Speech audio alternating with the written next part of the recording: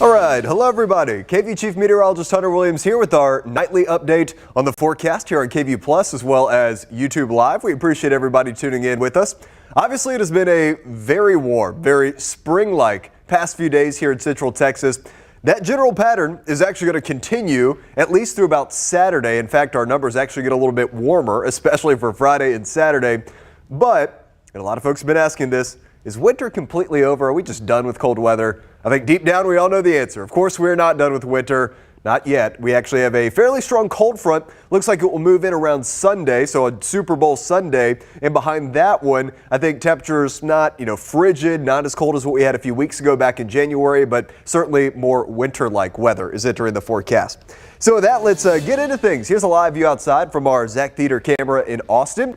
The numbers today, close to records, but not quite. We hit 83 at the Austin airport today, 83 for Camp Mabry. So both of these numbers about 1 degree cooler than yesterday. And we ended up 2 degrees under the record today, which was 85 from back in 2021. Average for this time of the year is 65. So obviously we continue to run about 20 degrees above average. For the rest of our KVUE area, here are the numbers today. Giddings 84, Cameron 85, Taylor hit 84 today, Georgetown hit 82. Llano, remember yesterday was up at like 88 degrees, was a little cooler today, 84. Horseshoe Bay hit 83. All right, here are the temperatures outside. As we record this now, it is 7:02 on this Tuesday evening.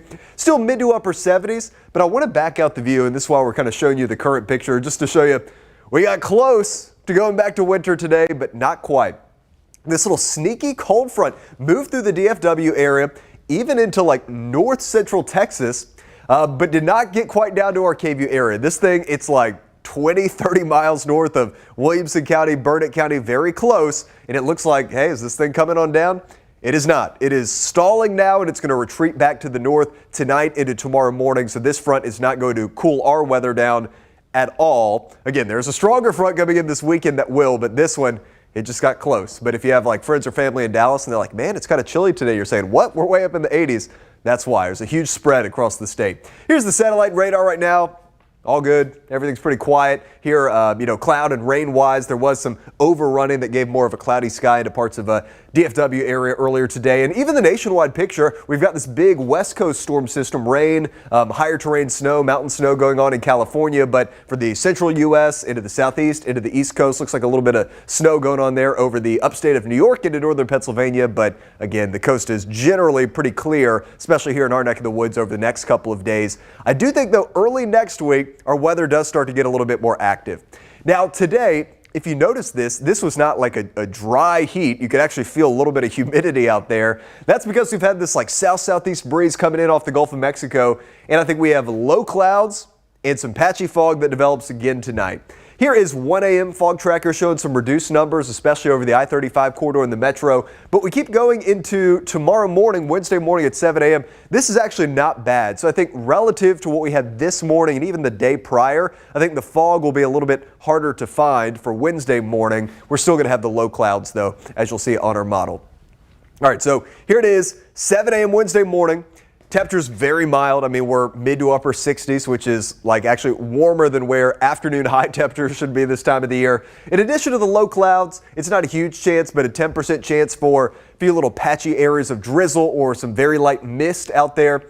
Now, as we go through the day, watch this. So even into the early, maybe even the mid-afternoon, the cloud cover is going to be a little bit more stubborn tomorrow. I still think by 3, 4 o'clock we end up with sunshine, but if the clouds stick around a little bit longer to 1, 2 o'clock, then I think that's just going to be enough to keep us slightly cooler tomorrow. Not a huge difference, but just a little bit more gray, a little longer into the day. High temperatures, upper 70s, low 80s is what we have in the forecast for Wednesday. Let's do it all over again as we go Wednesday night into Thursday. Again, this is like so reminiscent of April or May where we just get like locked into this pattern. Gray mornings, warm sunny afternoons. Only this time it is February. So here's Thursday morning, mid-60s. We go into the afternoon and gradually this cloud cover will erode, maybe even a little bit sooner on Thursday. So a lot of upper 70s, low 80s, where it clears to sunshine a little bit sooner Thursday afternoon, maybe some mid and upper 80s as you go out into parts of Mason and Llano County. When is the warmest of the weather? We're a couple days away now. So 81 tomorrow. The record is 82 tomorrow. That's a lower record. We'll see. Today we actually overachieved a little bit. If we do that again tomorrow, we could tie or break the record. Thursday, 83 is in the forecast, and the record is 83. So I think we will tie it on Thursday. Friday, I've got 84 in the forecast. The record's 86, so it looks like we might stay below that one. And then Saturday, 87. This is our warmest day. 87 in the forecast. The record is 87, so obviously we would tie it. And then Sunday, that looks a little different, right? Like a 30-degree temperature drop as a cold front looks poised to come in Sunday morning, at least generally around Sunday morning. I'm going to show you some model data here in a second. In fact, right now, yesterday we had very good agreement between our GFS American model and our European model that Sunday morning this thing comes through, and by Sunday afternoon it's already feeling colder. Now some of the models saying maybe it kind of gets here and stalls Sunday, then fully moves through Monday. So again, I'm still pretty confident it's going to get cooler early next week, but the exact timeline, that remains a little bit fluid here. So let's look at our models. This is our GFS American model. Here's Saturday, 4 o'clock. Saturday is going to be warm across most of the state. Look at these low 90s down along the border. As we go overnight into Sunday morning, so we'll stop here 8 a.m. You can see the wind arrows. Here's the front, so it's colder in Dallas, way colder up in the Texas Panhandle into West Texas. The front, this model says tries to get here in the morning, and then it just kind of stalls on our doorstep. Again, we're maybe 60s, maybe 50s, then you get 80s. Even 90s down to the south of the front. It's all just going to depend on how far south this front gets and how quickly it moves through. A lot of times what happens is these kind of global long-range models can struggle with this a little bit. And then the high-res data picks up on the front. The shallow cold air, maybe it's a little bit more assertive and a little bit faster. So we'll see. Again, it's fluid. I'm not going to, pull my hair out trying to figure this out several days ahead of time before we have the high-res data. But sometime around Sunday, this front's going to try and move through. Exactly what our Sunday forecast looks like, though, in terms of temperatures, still a little bit fluid. Here's our 6 to 10-day temperature outlook. So this is February 10th through February 14th, which is now highlighting. So yesterday I showed you the 8 to 14. Here's the 6 to 10. It is showing slightly cooler than normal temperatures here in Central Texas. And we want to reiterate, is this going to be Arctic, super cold stuff like what we had several weeks ago in January? That is not what we have in the forecast. It's rather a return to just more typical winter, February type stuff. Here, we'll go over to the precipitation outlook. I mean, honestly, I think a lot of folks are probably enjoying this little spring preview this week. I don't think we're complaining about the warm weather. The lack of rain, though, is a problem. We really need some rain. Look, at some point, January, we had some rain, but it ended up being drier than normal. February is not a big month that we depend on for rain, but then as we go into the spring, at some point, we're going to have to catch up on rain here. This drought situation is going to get a lot worse as we go into the summer. 6-10-day precipitation outlook saying, hey, maybe some rain chances could be back in our forecast as we go into the weekend and early next week. And I'm actually seeing agreement in the models on that, at least to some extent. Look, they're not major rain chances, those 10% the next few days. That's for a little bit of patchy drizzle each morning. Monday, I'll bring us up to a 20%, and then Tuesday, a 30%. I could see these rain chances trending a little bit higher for Tuesday, then ultimately into like the middle of next week around Wednesday. So hey, nice to have some rain chances back in our forecast. Here's the model comparison. This GFS American model actually coming in a little bit more aggressive with our rain. These are 7-day rain totals. Again, a lot of this is going to be the first half of next week. Hey, that'd be good. 1.5 inches in Austin, I'd take that for sure. Again, just model data, not saying this is exactly what's going to happen. European model, not quite as aggressive, but both are models trending in the right direction. So you guys know the drill. This stuff's going to change as we go over the next several days. Not going to spend too much time trying to figure out exactly what's going to happen a week from now when it's going to change 15 different times. But I do think the pattern tilts towards cooler weather and more unsettled, rainier weather. So that was the model comparison. Here's kind of the more conservative 7-day rainfall forecast from the Weather Prediction Center from the WPC. They have pretty low totals out in the hill country. Again, this is mainly where we need it, less than 1/10 of an inch. 1/10 of an inch to 1/4 of an inch, getting into parts of like the southern I-35 corridor, then Austin, northern I-35 corridor points east. That's about 1/4 of an inch to 1/2 inch or so of rain. So again, we'll see the way it shakes out, but I do think some sort of rain chances will be back in the picture as we get into Monday, Tuesday, Wednesday of next week. Tonight, cloudy sky. Increasing clouds, eventually it's just overcast. This will be that kind of standard low cloud cover. Fog, patchy drizzles possible. I don't think it's going to be quite as widespread though as what we had this morning.